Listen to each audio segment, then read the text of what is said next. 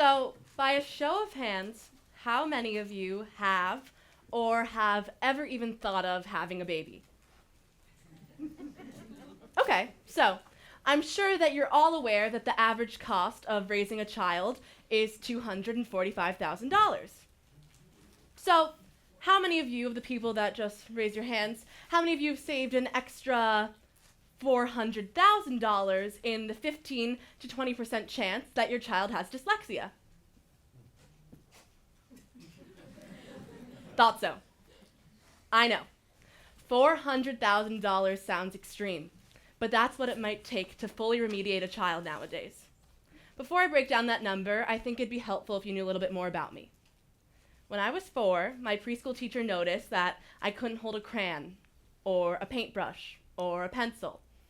Since my motor skills were so far behind everyone else's, she thought it'd be a good idea for me to be evaluated. After an evaluation, it was discovered that I need to meet with an occupational therapist twice a week for $100 a session for 1 year to work on my motor skills. This occupational therapist warned my parents that sometimes motor skill issues can go hand in hand with learning disability. Fast forward 2 years to when I was 6 and in kindergarten. My teacher and my parents knew something wasn't right, but they just couldn't figure out what. They said that if a substitute teacher came into class and had to guess which child was reading chapter books, they'd choose me. However, I was not reading chapter books. I wasn't even close to being able to sound out syllables. In kindergarten, we had this activity called Letter of the Week. So week 1 would be A, week 2 would be B, and we'd go around in a circle and say literally anything that started with that letter. I never got any of them correct. Week S rolls around, and my teacher is ecstatic, because my name is Samantha, which starts with an S, so she knows I have to get it right. So we're going around the room in the circle, and it gets to me, and she says, "Okay, Samantha, what starts with an S?" And I immediately responded with tomato. That's when I was evaluated and diagnosed with dyslexia.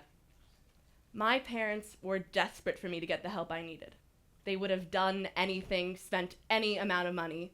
This meant putting me in a world-renowned school for dyslexic children. The tuition cost of this school is $55,900 a year for 6 years, which adds to $279,500. Once this school thought that they could teach me all that they could and that I could be a somewhat competent scholar in society, I went to a local private school. And even though this private school is ranked on the Forbes top 50 best college preparatory schools, I was basically learning the exact opposite I was taught to learn for dyslexics at my old school. As a result, I had to seek outside help, aka tutors, aka more money. Meeting with my tutors 3 times a week for $100 a session for the past 6 years adds to $93,600. On top of that, I still have to be evaluated every 3 to 4 years to prove to the college board that I'm still dyslexic. So, a $5,000 evaluation every 3 to 4 years to prove that I have something that I can literally never get rid of. And that's how we make our way to about $400,000. Now, I know what you might be thinking. Well, every public school has special ed, so can't they just fix the dyslexic children there? Well, again, if you didn't have $5,000 for an evaluation when you were 6, you might have never been diagnosed with dyslexia. As a result, you were just thrown into a special ed class at your public school with children with a variety of disabilities. Now, I'd like to introduce you to a friend of mine that I've met along my journey of researching this issue. Her name is Ava, and she attends public school. Ava and I have a ton in common. Ava has occupational therapy needs, just like me, and Ava also has dyslexia, just like me. However, there's one little difference between us. I was born into a family with $400,000 to help me, and Ava was not. When Ava was born, her mother had AIDS and had to give her up. As a result, Ava was always going from foster home to foster home, so no one ever took the time to notice that she might have a learning disability. At all the different schools she went to, they just took her for stupid or slow. When Ava was 11, her mother died, and her mother's boyfriend adopted her. After being the first adult to spend an extensive amount of time with Ava, he discovered that she had dyslexia. Ava's 16 now. She's in a special ed class with students with autism, Tourette's, Down syndrome, emotional disturbances. When Ava might have the IQ level and the unlocked potential to be the valedictorian of her class. Ava is still illiterate, and she still can't hold a pencil. She's so ashamed she hardly speaks to anyone, so her school has had to hire her a scribe that sits next to Ava in every single class while Ava whispers to her what she wants her to write down. So, due to this $400,000 barrier, here's me with 1 point away from a perfect score on the reading section of my ACT, and here's Ava, who still can't read. And I'm not saying that everyone's experience is as great as mine or as bad as Ava's. Yes, there's definitely an in-between, middle-of-the-road group of people who do just fine in their special education programs at their public schools. However, these better special ed programs tend to be in higher income districts.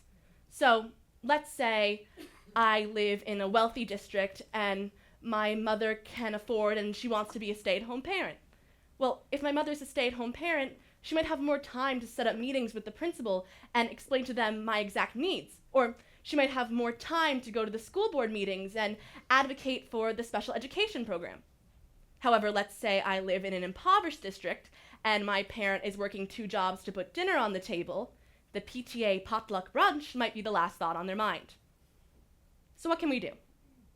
We can give every person in the world with dyslexia $400,000, but I currently don't have $700 trillion in my debit card. Or we can teach every child the way dyslexic children need to learn. But frankly, that'd be a waste of time for a lot of kids. I believe that the solution lies within the teachers. If teachers had the ability to identify a dyslexic child, think about how many kids we could save. Teachers, especially of young children, need to know the signs of dyslexia. If Ava's teacher had just known that her not being able to hold a crayon or a paintbrush or a pencil could be a sign of dyslexia, or the fact that she couldn't sound out syllables, or memorize common rhyming phrases like cat, rat, hat, or put together the days of the week, if Ava's teacher had just known that all of those could be signs of dyslexia, then I guarantee you that Ava, just like me, could be a competent scholar in society. And I'm not even arguing that we need to put more money into the school system. We just need to rearrange it. If Ava's school had put the money into dyslexic intervention, they wouldn't be paying for her scribe now. I'm a senior in high school, and the majority of teachers I have just know dyslexia as the common stereotypes they've heard. They say, oh, well, if the letters are moving around on the page, then why don't you just get glasses for it? Or, oh, dyslexia, just take that medication for it. This is how I like to explain to them. Every person's mind is a highway. Your non-dyslexic mind highway runs pretty smoothly with few interruptions. However, my dyslexic mind highway is not so smooth.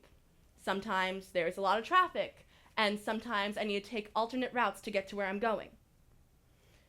Dyslexia will always be a huge part of who I am. I'm 18 years old, and I still cannot open a locker, no matter how hard I try. The combination of the numbers and the sequencing and the left and the right, it's just too much for me. So I have to carry around my books with me wherever I go, and in the winter that means a heavy coat too, but I guess it's kind of convenient because I'm never late for class. I'm also still terrified to read out loud, and I always try so hard not to be called on randomly.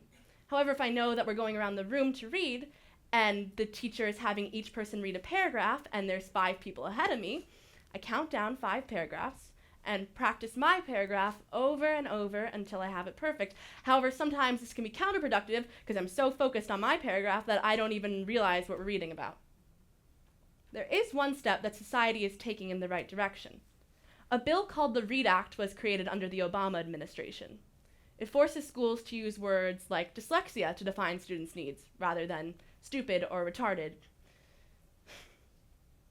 If we can all agree that reading is a basic human right, then tell me why it's being treated like a privilege.